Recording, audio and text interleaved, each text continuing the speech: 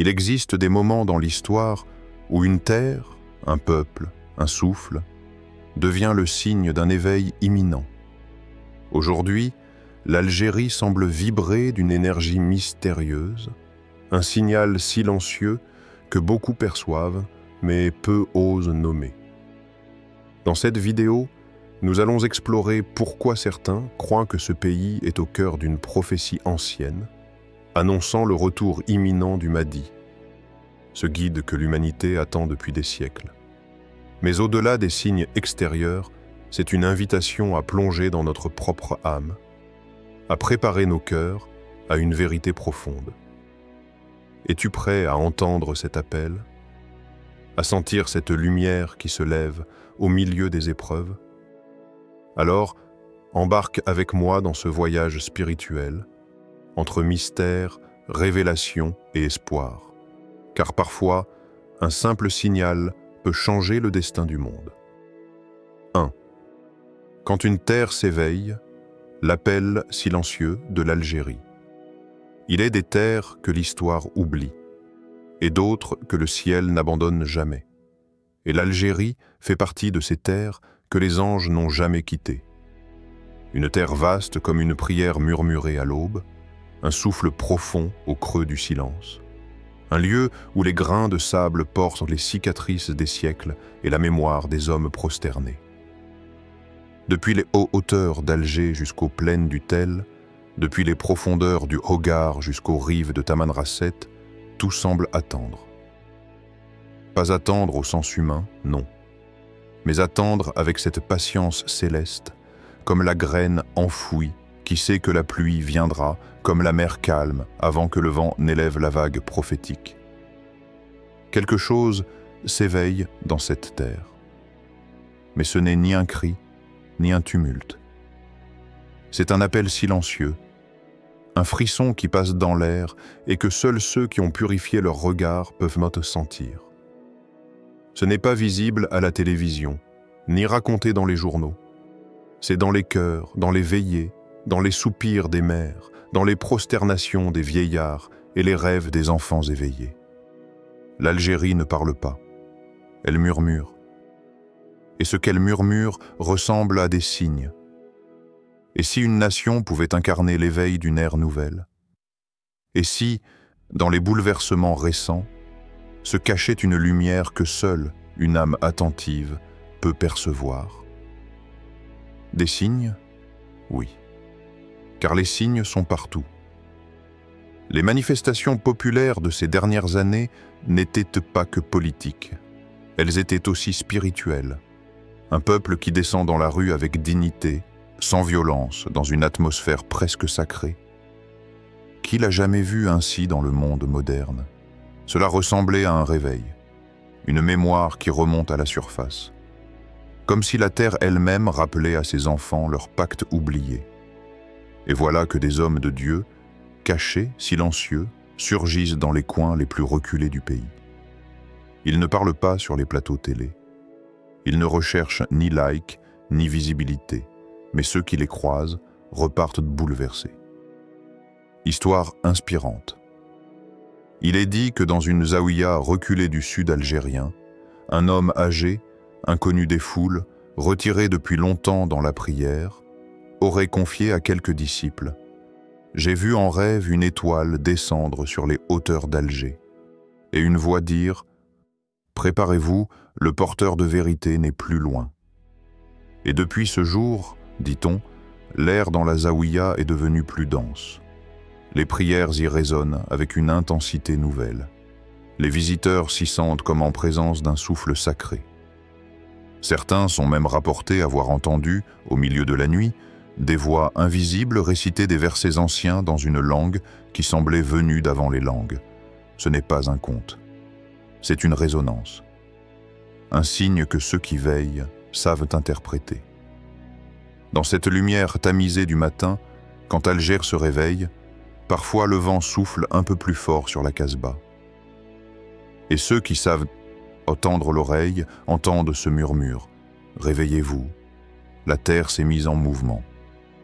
Le ciel s'approche. » Dans les traditions anciennes, On dit que le Mahdi viendra à une époque où les cœurs seront éteints, mais les âmes assoiffées, et que certains lieux seront comme des lanternes dressées dans l'obscurité, montrant la voie sans bruit.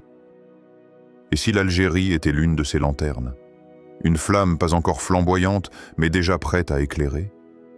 Et toi, spectateur, as-tu senti ces derniers temps une agitation en toi? Un sentiment que quelque chose arrive, sans pouvoir l'expliquer? Un frisson à la simple évocation du mot « vérité ». Peut-être que ce n'est pas un hasard. Peut-être que ta propre âme entend, comme les montagnes de l'Atlas, cet appel silencieux. 2. Les signes qui secouent la terre. Prophétie, épreuve et révélation. Qu'est-ce qu'un signal divin? Est-ce une voix tonitruante, un miracle éclatant? Ou bien un frisson dans l'air, une onde dans les cœurs, une vibration dans les événements qui semblent ordinaires mais qui, à y regarder de plus près, bouleversent l'ordre du monde? Le prophète, paix sur lui, a laissé derrière lui des indications, des signes, des prophéties. Parmi elles, des remous dans certaines régions du monde, des bouleversements qui ne seraient ni pas simplement géopolitiques, mais spirituels, des nations qui traverseraient des douleurs, non pour être brisées, mais pour être purifiées. L'Algérie, ces dernières décennies, a connu des douleurs, des blessures, des trahisons, des souffrances profondes. Mais il y a une sagesse que seule la douleur peut révéler. Lorsque l'on regarde les épreuves avec les yeux de l'âme, elles ne sont plus des malédictions. Elles deviennent des signes d'appel, car dans l'ordre divin, l'épreuve précède souvent la délivrance. Est-ce que les épreuves de l'Algérie ne sont pas une purification avant l'honneur? Est-ce qu'une souffrance nationale pourrait annoncer une élévation spirituelle collective? L'histoire nous enseigne que chaque terre choisie pour porter un message divin traverse d'abord le feu de l'épreuve. La douleur n'est pas une punition, c'est une gestation. C'est comme si Allah forgeait dans les cendres une génération nouvelle, une conscience nouvelle, un cœur collectif plus résistant, plus lucide, plus orienté vers l'au-delà. Si l'on observe bien, on voit que les douleurs du pays ne sont pas linéaires. Elles montent, elles redescendent, elles changent de visage, mais elles convergent vers quelque chose de plus profond que la simple politique, quelque chose qui a à voir avec l'identité spirituelle d'un peuple. Les anciens sages disaient « Lorsque la terre pleure, c'est que le ciel prépare un secret. » Et les pleurs de l'Algérie, silencieux, discrets, enfouis dans les regards fatigués, sont peut-être les signes d'un basculement, histoire spirituelle. À Constantine, après une prière du vendredi dans une mosquée ancienne, un vieil imam resta assis, le front contre son bâton, les yeux rougis. Un jeune homme s'approcha, inquiet, et lui demanda « Cheikh, pourquoi ces larmes ?» L'homme, d'une voix tremblante, répondit « Le vent souffle différemment ces jours-ci. C'est comme si la terre elle-même attendait quelqu'un. » Cette phrase résonne comme un écho dans les âmes sensibles. Comme si même les savants qui ont longtemps étudié les textes commençaient à ressentir quelque chose que aucun livre ne peut enseigner.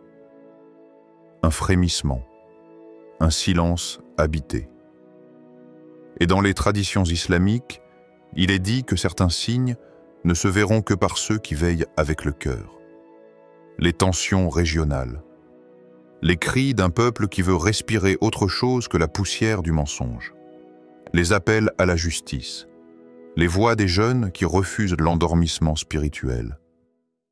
Tout cela semble chaotique. Mais dans l'ordre divin, le chaos n'est qu'un prélude à la lumière. Allah a toujours précédé ces délivrances d'un effondrement apparent. Et si l'Algérie était en train d'être vidée de ses illusions, pour pouvoir être remplie de vérité, et si la douleur que ressent ce pays était en fait l'ouverture d'un portail spirituel. Certains ulémas disent que le Mahdi ne viendra que lorsque les cœurs seront prêts. Pas dans le confort, mais dans la détresse sacrée.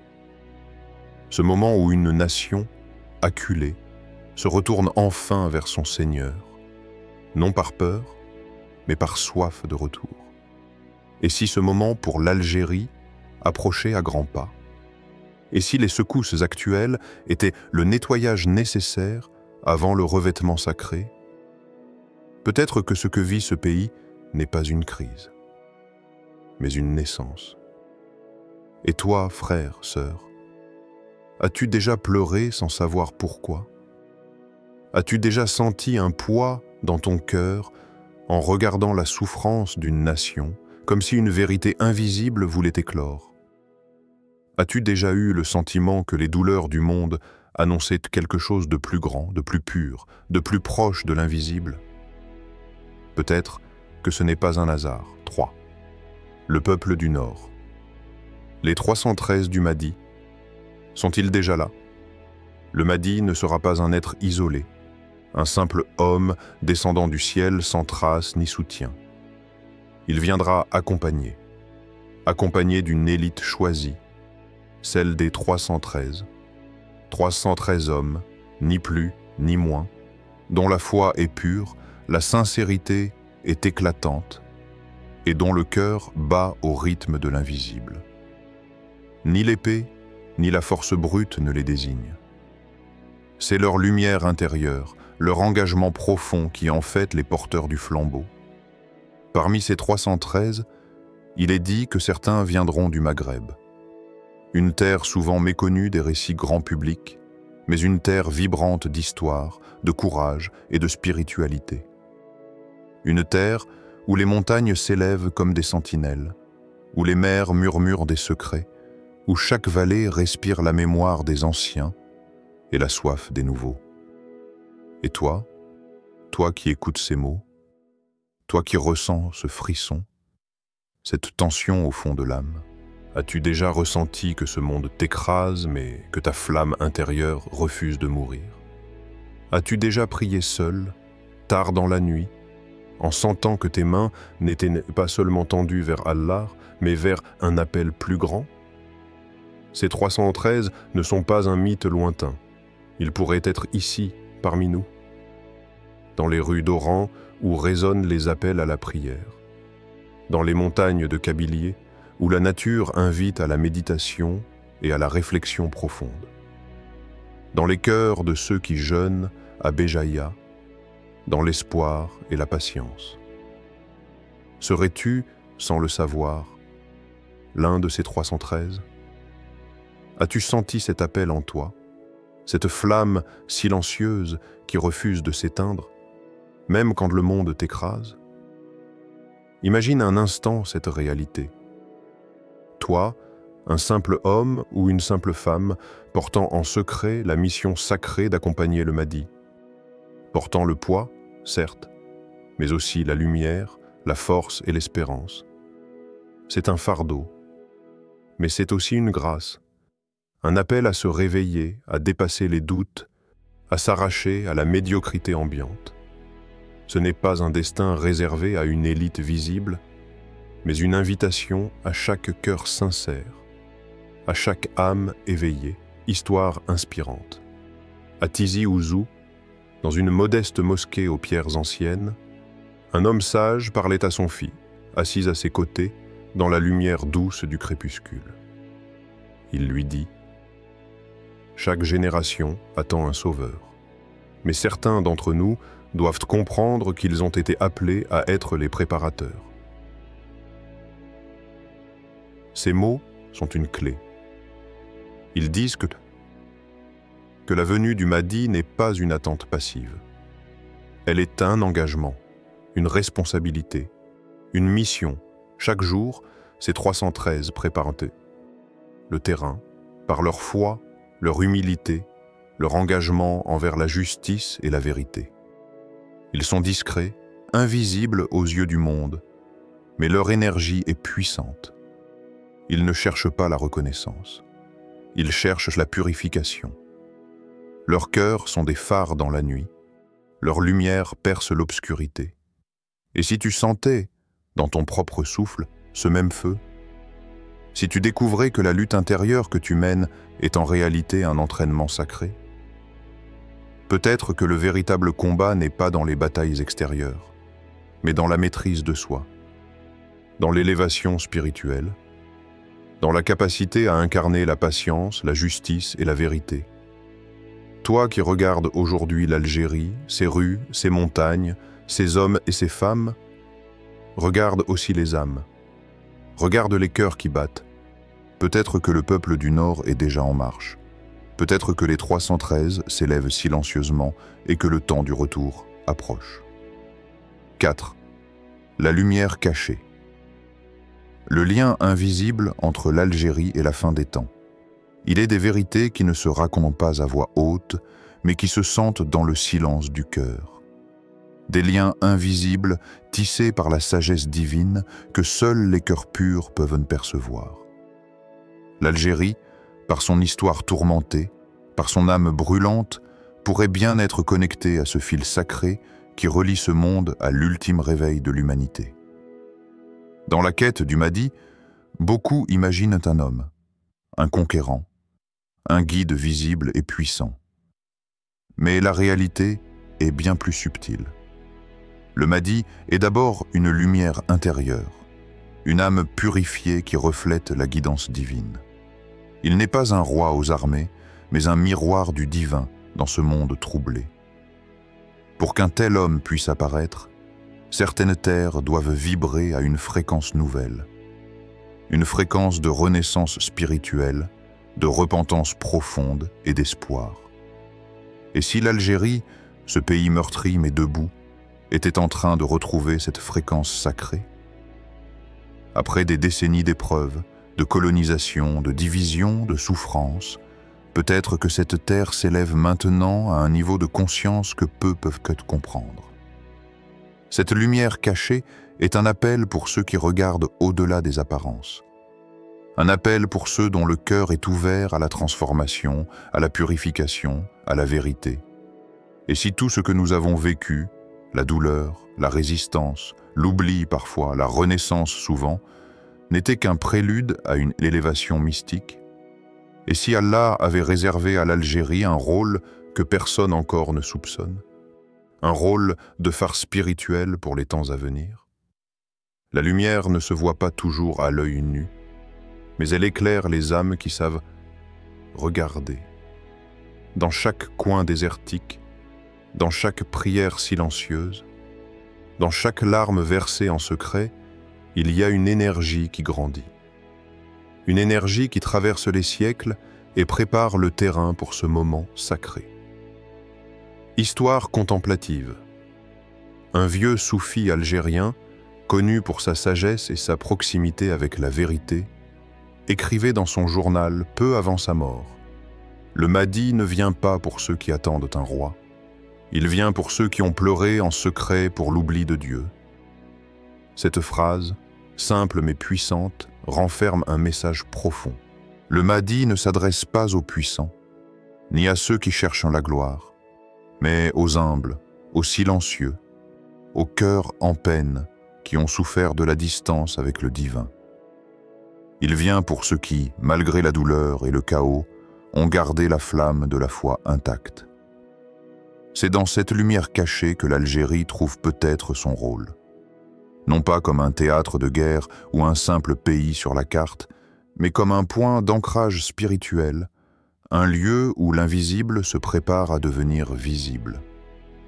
Dans ce contexte, chaque prière dans une mosquée, chaque méditation au sommet des montagnes, chaque acte de foi silencieux prend une signification nouvelle. Ils ne sont plus seulement des gestes individuels, mais des vibrations collectives qui élèvent la fréquence de toute une nation. Peux-tu sentir cette lumière cachée? Peux-tu ressentir ce lien invisible qui unit ta terre au mystère des temps derniers? Es-tu prêt à ouvrir ton cœur à cette vérité, à devenir un témoin et un acteur de ce réveil sacré? Le temps approche où les secrets de l'âme, tissés dans le silence, éclateront dans clarté. où la lumière cachée deviendra guide, où le Mahdi, en tant que reflet de la guidance divine, se révélera au monde. Et quand ce jour viendra, alors tous ceux qui auront écouté, ressenti, prié dans le secret, sauront que ce lien invisible, ce fil sacré, est bien réel. Que l'Algérie, cette terre d'épreuve et d'espoir, a été un berceau spirituel pour l'aube nouvelle. 5. Prépare ton âme. Et si le Mahdi arrivait, demain, frères, sœurs, dans ce monde où tout semble rapide, incertain, où les nouvelles défilent, où les épreuves nous assaillent sans cesse, il est facile d'oublier l'essentiel. Le temps, le lieu, les signes extérieurs. Tout cela importe moins que la condition de ton cœur. Peu importe que le Mahdi apparaisse cette année, dans 10 ans, ou qu'il soit déjà là, caché aux yeux du monde, dans le secret et la patience. La vraie question, la seule question qui compte, c'est « Ton âme est-elle prête à le reconnaître ?» Peux-tu entendre l'appel silencieux que porte chaque souffle, chaque prière sincère, chaque battement de cœur qui cherche la vérité? Et si le Mahdi passait près de toi, aujourd'hui, en ce moment même, serais-tu capable de le reconnaître?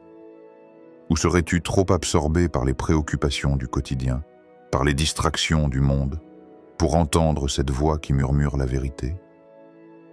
Ce n'est pas une question de savoir, ni d'érudition. Ce n'est pas une question d'apparence, ni de gloire. C'est une question de sincérité, d'ouverture du cœur, de pureté d'intention. Dans chaque prière, dans chaque instant de recueillement, il y a une porte qui s'ouvre vers cette reconnaissance.